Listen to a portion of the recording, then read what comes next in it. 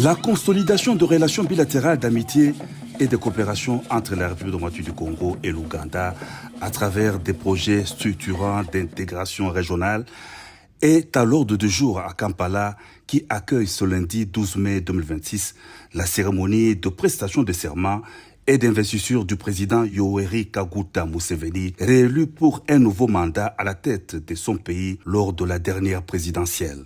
Invité par son homologue ougandais à cette cérémonie, le président de la République Félix-Antoine Tshisekedi Tshilombo est arrivé ce lundi 11 mai à Kampala pour une visite de travail de 48 heures dans la capitale de l'Ouganda. Bref, cérémonial d'accueil à l'aéroport international.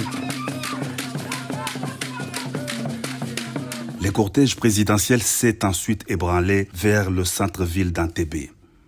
Premier temps fort de la journée, la rencontre de deux chefs d'État au State House, le palais présidentiel. Le président de la République Félix-Antoine Tshisekedi Tshilombo a été chaleureusement accueilli par son homologue de l'Ouganda, Yoweri Museveni. Chaud de poignée de main, les deux hautes personnalités ont eu un tête-à-tête d'une heure élargi à quelques membres du gouvernement congolais et ougandais.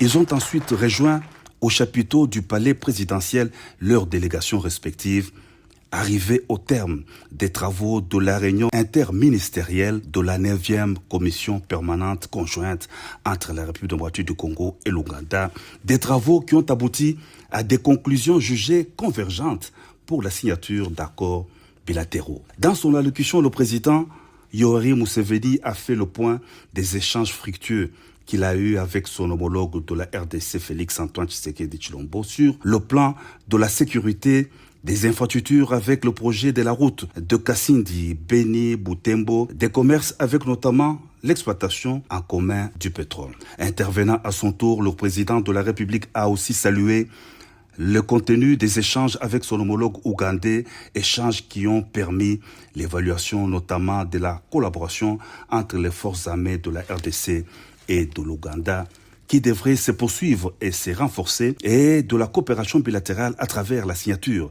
des protocoles d'accord. Le tout pourra bien se dérouler pour le bien-être des populations de deux pays grâce à la paix, a renchéri le chef de l'État. Les Africains, entre eux, ne commercent pas suffisamment. Il y a, selon les experts, selon certaines statistiques, que 7% d'échanges entre Africains. Le reste des échanges, nous, Africains, le faisons avec le reste du monde. C'est inacceptable. J'estime que la priorité doit être donnée aux Africains, au commerce entre Africains. Et là, comme je disais, c'est une étape importante qui va nous amener évidemment à franchir ce cap.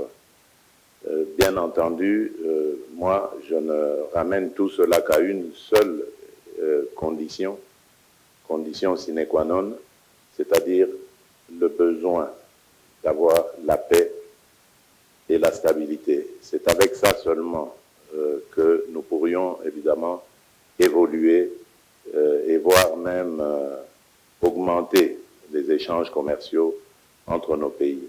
La rencontre de deux chefs d'État a été sanctionnée par un communiqué conjoint et la signature des protocoles d'accord issus de la réunion interministérielle de la 9e commission permanente conjointe entre la RDC et l'Ouganda, 6 au total dans le domaine de transport, la coopération entre l'autorité ougandaise des zones franches et l'Agence nationale de promotion des exportations, le renforcement du commerce bilatéral, l'administration publique, les technologies de l'information et de la communication, l'utilisation interétatique des ressources et des sauvetages et le développement du tourisme.